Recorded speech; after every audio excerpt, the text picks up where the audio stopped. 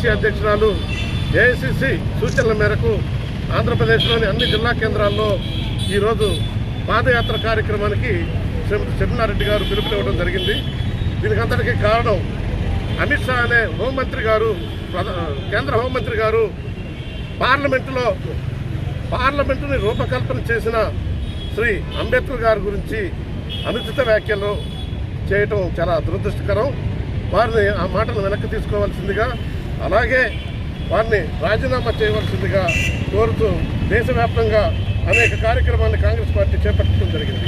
అందులో భాగంగా ఈ రోజున ఇక్కడ అంబేద్కర్ బొమ్మ వరకు పాదయాత్రగా డీసీసీ ఆఫీస్ నుంచి పల్నాడు జిల్లా కాంగ్రెస్ పార్టీ తరఫున కార్యక్రమాన్ని ఏర్పాటు చేయడం జరిగింది. ఈ కార్యక్రమంలో మాచర్ల నుంచి రామచంద్రారెడ్డి గారు, చిలకలూరుపేట నుంచి రాధాకృష్ణ గారు, అలాగే మాచర్ల ఇనుకొండ నుంచి రామాంజీ గారు, గురజాల నుంచి యనమందారెడ్డి గారు, అలాగే సత్తెనపల్లి నుంచి చుక్కా చంద్రపాల్ గారు, వీళ్ళందరూ కూడా మా పార్టీ తరఫున ఆయా అసెంబ్లీ నియోజకవర్గాల కోఆర్డినేటర్స్గా ఉన్నారు. అలాగే ఇంకా ముఖ్య నాయకులు కూడా, మహిళా సంఘాలు, అలాగే యూత్ కాంగ్రెస్ అందరూ కూడా హాజరవడం జరిగింది ఈ ప్రోగ్రాంకి.